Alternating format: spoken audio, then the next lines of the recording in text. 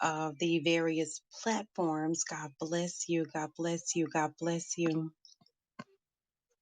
God bless you.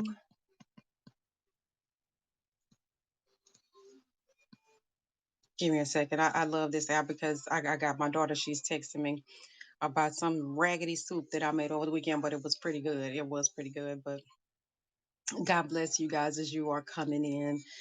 Um, just going to come through on my first morning break today on this Columbus Day, and just kind of impart, share with you guys something that God had put on my heart. Like I said, I've been away, as many people most call it, but taking a social media break. So the terminology or the wording for it is amazing in itself. A social media break. I'm taking a be with my man break. Not a break, but I like to call it the honeymoon phase for me and God, because we still bundle up with each other. And that is where I am right now. And I have to admit, I am loving every minute of it, because I am being poured into even more right now. God bless you as you're coming in. And like I said, I think the only platform that may not get this time, it may be the Facebook platform, because I completely shut that down. Instagram as well, but hey, is what it is. But I wanted to come on and share something with you guys because it's in this intimacy with God. Yes, I am all super giddy today, but it's in this intimacy, this time with me and Him, that He gives me so much, and I am so forever indebted, and I am grateful. Do you hear me? I am grateful. I am grateful for the relationship that me and God, that we have. And I tell people, listen, that's first priority. That's my man. That's my main man. I'm always booed up with him. And does he get a hold of me? Yes, he does. Yes, he does. And he will check me on a lot of my foolishness. And that's the reason why I love him so much, is because he will check me. He will tell me about myself. He will let me know when I am foul. He will let me know when, if there's something that I need to change, if there are some things within me that need to be corrected. And again, I absolutely love it to the moon and back. I love him for it. I really do.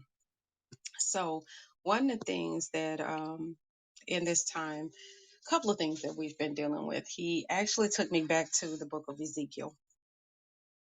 And don't understand, I don't want to say I don't understand it. I do understand fully everything that he has imparted to me from the book of Ezekiel so far. And then he's only had me held right in the first three chapters, which are beautiful in themselves, because really it deals with the prophetic call.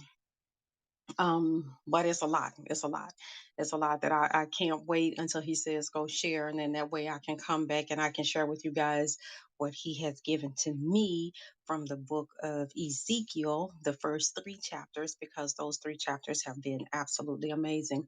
But today, or my assignment on yesterday, it was to get over into the book of Mark. And when I read it this morning, and this is just me and him, he got me at one part and he said, stop it. I want you to examine the text, because this is the right now word. Hey, hey, my petty cakes. This is the right now word for the people, the children of God, for now. And that's in Mark chapter 3. And this is where Jesus is in the synagogue. And of course, the religious folk, we love us some religious folk, honey. They just complain about everything if it ain't by the religious law. This is where Jesus was healing on the Sabbath. And it ran, the Pharisees and whatnot, it ran them ragged. But Jesus made a very valid point in the beginning. I'm going to read it to you. It says, and he entered the synagogue again, and a man was there who had a withered hand.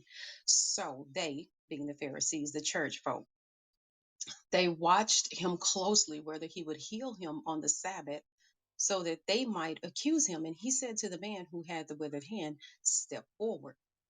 Then he said to them, is it lawful on the Sabbath to do good or to do evil? Oh, God bless you as well. Hey, First Lady. So he asked, he said, is it lawful to do good or to do evil, to save life or to kill?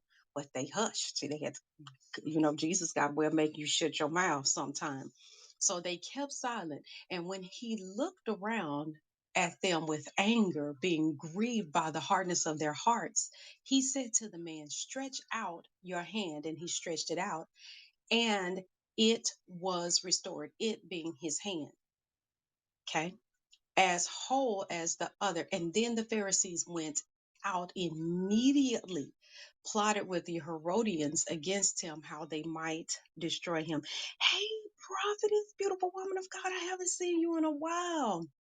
So let me tell you guys, when I saw that part, it was the stretching. That's why I named it or titled this entire little brief message I'm going to do. It's the stretching for me. It's the stretching. One of the things that God says, I want you to look up in the topical what it means to be stretched. And it says that stretching in itself, stretching is power. That's power by God. So again, when I looked at the word stretch, I said, okay, God, how does this apply to us in right now, 2021? And so very audibly, he said, the reason why many people are not seeing the results that they would like to see right now in right now, 2021, is because they have not stretched further enough. Stretch very simply means is to be drawn out, extended beyond your comfort point. So the thing is a lot of people, they want to see the hand of God. They want to see the move of God in their life. They want to do all of these things, but no one is putting forth the effort to stretch. Stretching. God stretches our faith. He is stretching us day in and day out. He is calling us to step outside of the norm and do something that we would have no otherwise done, we would not have done. But it's because some of us, we don't want that pull. If there's elasticity in something, you stretch it and it just pulls it, pulls it, pulls it, pulls it. But see, that's the thing about faith. You can keep stretching your faith. Your faith will never break. You will break before your faith breaks. You got to exercise that thing. You got to keep moving it. You got to get outside that comfort zone. What do you think would have happened if the man with the withered hand would have said, you know what? I don't feel like doing no stretching today. He would have never been made whole. But it was because he was obedient enough to stretch forth. If you think about it in the Bible, especially in Exodus, every time God commanded Moses to do something, it started with stretch out your hands, stretch out your arms, stretch out the rod, stretch out the staff. Even in the book of Kings with Elijah, when Elijah got ready to heal the boy, hey, Miss Brenda, when he got ready to heal the boy, the widow woman's son, he stretched out. He stretched out his body on top of his body, and the boy was restored. In this text, there is restoration when you stretch. So, beloved, you know what? Like I said, I'm not going to be before you long, but it's something about that word stretching that has me, like I said, in a giddy moment, because it's like, okay, God, are you telling me that for some of us, we just haven't done our due diligence in stretching further enough? And he said, that's exactly what I am telling you. It is by my outstretched hand that I was able to do everything that I have been able to do in my full omnipotence as the creator, as Jehovah. I stretched. Beloved, have you stretched today? Not in the physical sense, but have you stretched in the spiritual sense? Have you just expanded and taken yourself further than you would in the little four corners of your mind or the sphere of your mind? Have you stretched out further to be who God is calling you to be, to do the things that God is calling you to do? Like I said in my subject, it's the stretching for me. And God's hand is still stretched out. He's reaching for us. The question is, do you have the faith and the strength to stretch out and meet God? He's waiting on you.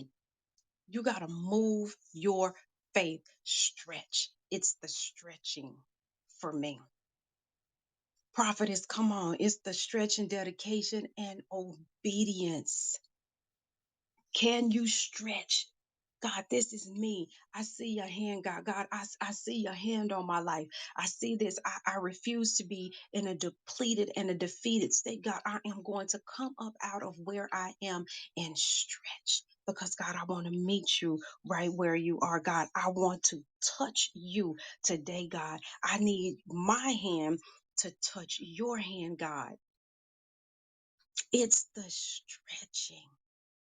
It's the stretching. And everywhere he stretched, there was restoration. Jesus told the man with the withered hand, stretch forth thy hand. And when he moved in obedience to God, when he moved, there was restoration.